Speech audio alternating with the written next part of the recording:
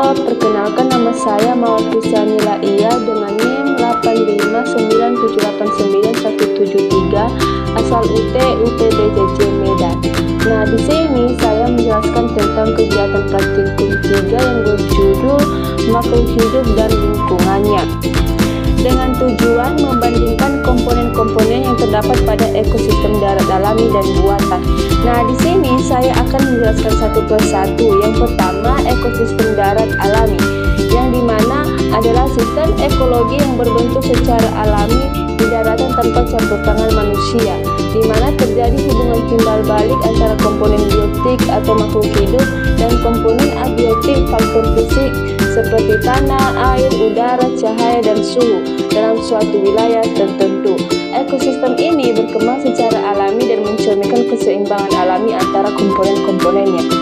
Komponen ekosistem darat alami terdiri atas komponen biotik yang meliputi produsen atau tumbuhan, konsumen seperti hewan, dan pengurai yang dimana ada jamur, bakteri, dan cacing.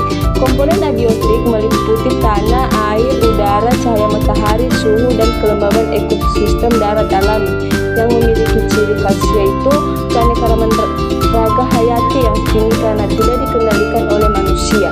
Proses ekologis berlangsung secara alami seperti siklus nutrisi, rantai makanan, dan interaksi antara spesies.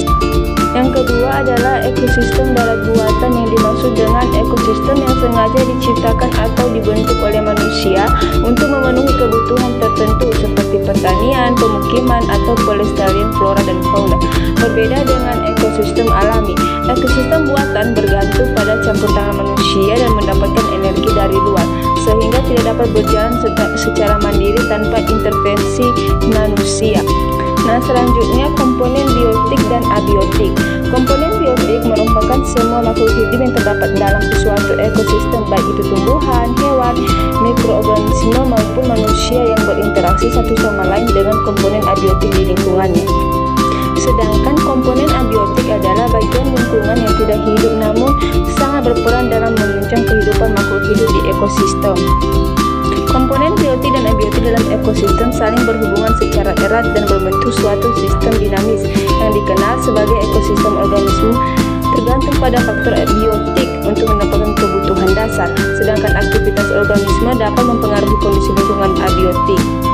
Jadi kesimpulannya adalah ekosistem darat alami memiliki keanekaragaman komponen biotik yang lebih tinggi dibandingkan dengan ekosistem darat buatan. Komponen abiotik pada kedua jenis ekosistem ini cenderung serupa, meliputi tanah yang subur dan lembab, cahaya matahari yang cukup, suhu udara sekitar 26 derajat Celcius, ketersediaan air yang memadai, serta angin yang berhembus semilir. Namun pada ekosistem alami, komponen seperti berbagai jenis tumbuhan, hewan, dan organisme pengurai hadir lebih kompleks dan bervariasi secara alami tanpa intervensi manusia.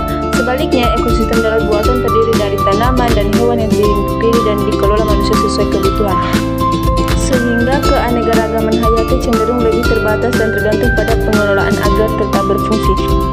Ekosistem buatan membutuhkan tambahan energi dan perhatian manusia untuk mempertahankan keseimbangan dan kelangsungan hidup komponen biotiknya. Sekian dan terima kasih.